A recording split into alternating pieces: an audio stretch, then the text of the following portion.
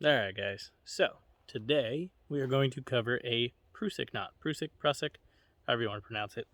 Potato, it's all about the same. So, what we're going to need for this is a ridgeline, which I'll show you in just a second. Hear that noise? Taut line. And then we're going to need a loop. Okay. I just took a length of cordage and I tied it around itself to make a loop. So, this is going to be for, you have a ridge line set up and you're securing your tarp to it. So, what you're going to need to do is have a ridge line of whatever diameter rope you want, and then your loop, you're actually going to need it to be a smaller diameter so that it bites onto the rope when you tug on it. You'll see in a second. It's going to be a little difficult, but I'm going to use two of about the same size cordage for demonstration purposes so you can see it a little easier. So, without further ado, let's have a look down, shall we? Welcome to the down. So, here's our loop. We are going to take our loop and our ridge line. We're going to set it over the ridge line. You're going to take the back of it. We're going to feed it through itself, okay? So that's all I've done so far.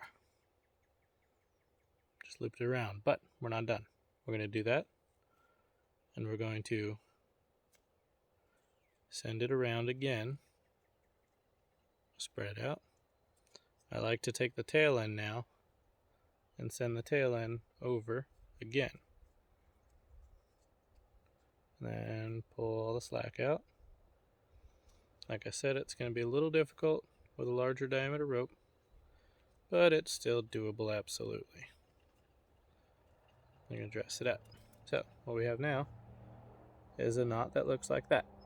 So you should have 4 pieces going down with one looping over and your loop. This is going to be what you'll feed through the loop on the tarp.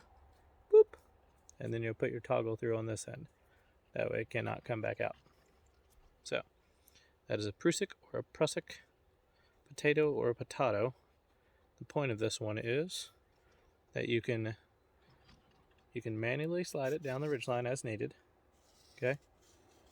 Just by grabbing it like that. But the moment that you actually have a toggle through here and you're pulling your tarp nice and taut,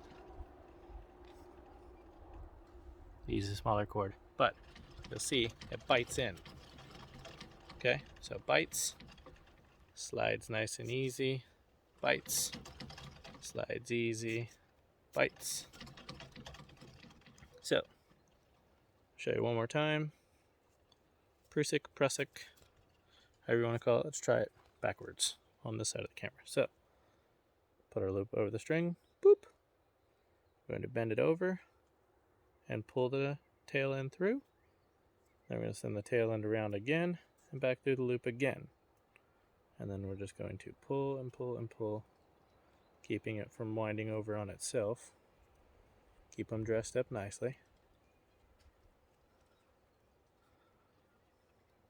Scooch them together. And there you have it, a nice pretty Prusik. So again, get it nice and tight with a smaller cordage than your ridge line, and it'll actually bite in. You might see this one move a little bit. That's because they're about the same size.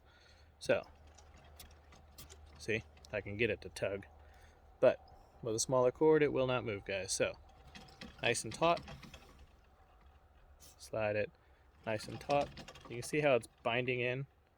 See how it's kind of angling the rope like that? See that? It's biting. Biting into the rope.